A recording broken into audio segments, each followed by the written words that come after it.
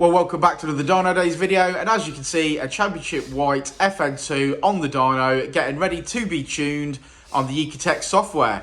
So let's make some noise and we'll run through the mods as we go.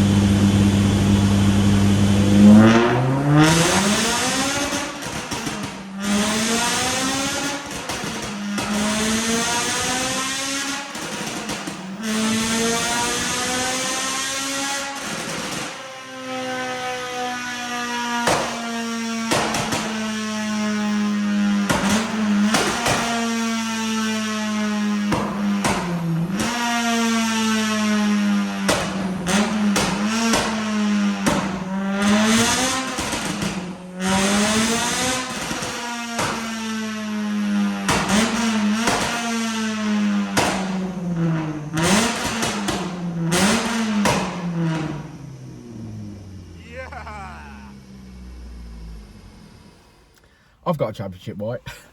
Have you? Yeah. It's not in one piece like this, though, is it? It's got no front end. I've got no front end, right? Yes, beautiful championship white. Civic in for a remap on the ECUTEK software. It's done pretty well, but I think that's because we've done some modifications to it, Richard. We've done quite a bit, yeah, to be fair. A customer requested running the car in standard form. Well, when I say standard form, it basically, at the point when it had a panel filter in it. It had a custom 3-inch exhaust. Yep. Standard cat and manifold on it, and that's all it had, and obviously no map. Yeah. So we ran the car in stock form yesterday before we started, and that made 210. 210 was where we were yesterday. So then our mandate was, we'll run through what we've got to do. So we did a Tegiwa, their new cold air induction kit. We did the Can I highlight how easy that was to fit on a car with HIDs? I believe when I've seen them fitted so far, they've been fitted to non-HID models. Xenons. And they were fine. And they fit fine. With the bigger headlight in, it didn't fit fine yesterday. The problem that I was having was that the length of the pipe, the pipe wanted to go further forward, which would then allow you to tilt it at an angle down so the filter would fit behind the wheel arch liner. But because of the headlight, it was turning that, so then it was sending the filter into the little box section underneath. And because the pipe wasn't very long either going into there, you couldn't get the filter on because the large part of the filter was hitting the box section and wasn't allowing you to get anywhere near the pipe work. And obviously where it goes down onto the chassis leg, because it was further back and it needed to drop down more, it was hitting on that as well. So yeah, not good for one with it. Basically, what I wanted to do with it yesterday was basically cut the end off, weld a 45 on it so it dropped down straight and do it, and obviously we could do something with it. I think on a non-HID it would have been fine. I just don't think they've tested it with HIDs. I agree. So I think that's where that's where there you go, Johnny. That was where that was. We fitted a K-tuned idle air assist delete. We fitted a little filter onto the rocker cover because they don't have the pipes for the Tegiwa system. Expo Racing engine bay silicon hose kit we fitted. We did the throttle bypass, so obviously the water lines going to the throttle body, we bypassed those out. Tegiwa radiator we fitted. We fitted a 4-to-1 Japspeed manifold. We did FD2 oil pump with clockwise sump baffle with obviously training guides, genuine training guides. We did HEL clutch bypass line. Great mod. We did the Tegiwa collars for the subframe. Yeah. Pretty common. Yeah, pretty common. We also did obviously oil and filter, spark plugs and coolant in it because we were in there doing obviously what else we were doing in there, and a health check. And an RRC. Oh, sorry, and an RRC inlet manifold, and a health check. Yeah. So quite a lot of work on this car over yesterday and today, and then obviously finalising by going back on and mapping. And we finished. We finished on 240, or no, 236. 236. 236 when we dialed in the fueling and stuff. Yeah, so 236 is where we finished. I think that's a great improvement. Yeah, massive improvement. I mean, when you look at where the car was when it came in, you know, you've doubled the power band. Yeah. And it's made a load of power everywhere. Taz, I'm looking at the graph from here, and there's plenty of area underneath that blue line that shows power increase. It's a good 25 brake across the whole range, ain't it? Yeah. There's more in the mid-range, obviously, where the original VTEC changeover was, but generally, it's made power everywhere. If you wanted to make more power on this car, where would you go next? Cams, really, for this car. I mean, it's got everything else. It's got everything else that it needs. I think the induction kit at this point is fine for the power that this is making. Or maybe if you went cams, you want a bigger induction kit and with a bigger throttle body. But, you know, where it is right now is spot on. The customer wanted 230, so we've got over what the customer wanted. So Yeah. I can't do with that.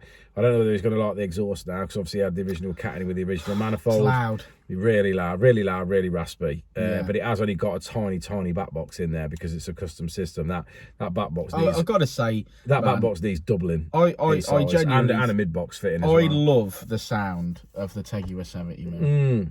I really do. I think it's one of my favourite parts of my car, the Tegiwa 70mm exhaust system. It sounds just exactly the way I need it to sound. Yeah, I mean, don't get me wrong. This did sound completely different before it went for decat. So I think now he's, like you say, I would double the size of the back box and then add a mid box in it for me. I'd have to, because I couldn't deal with that. Hey, we had a customer in the other day, didn't we? And he'd paid for a 3-inch exhaust system on an EP3, custom built 3-inch exhaust system. Do you know what he got himself? Yeah, 2 1/4. A 2 1/4. He was not very happy, and I didn't like having to give him the bad news there. But yeah, when we said to him, "Oh, it's your exhaust that's holding you back," and he goes, "What? 3-inch exhaust holding you back?" I was like, "I don't know what you think you've got on there, but that's 100% not what's on there." Yeah, get the calipers, Jedi. Yeah, get the calipers. Showed him it's 2 1/4, and he's like, "No, I paid for a 3-inch exhaust." Well, okay, you may have done that, but what's on the car is 2 1/4. Yeah, I think on these cars you're better off buying off the shelf. I've never seen... I've seen some customs... If we're going to class things like Solid Fab and LA Fab as custom, brilliant. You're paying your money, you're getting the best possible product. Best quality, you're not beating a Solid Fab or an LA Fab kit. You're never doing that. But off the shelf stuff will always beat custom stuff made by Mr. Tyre, Powerflow, these sorts of places that don't do Honda stuff day in, day out. Yeah, the Tegiwa 70mm is great value for money, and then you can go up to a 3. We Dynodaze do a 3-inch, but it's $1,000. You know, I'm not messing about. I don't make loads of profit on that by any stretch of the imagination. You know, so but that's a lot of money, and I think for the value for money, I'm so happy with my Tegiwa 70mm system. But there you go. That's exhaust conversation for another day.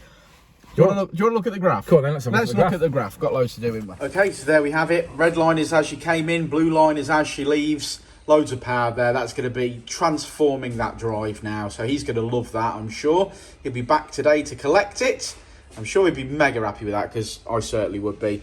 And we finish on 236, which is 198 at the wheels. Ah, a white one. I can't wait to get mine back on the road. Code word for this video, if you bothered to get all the way to the end of the video, is good luck, Danny. Good luck getting your own car back on the road. So let's have a good look. Thanks, guys. We'll see you all on the next one. Before, and I'll say it again. Life moves pretty fast.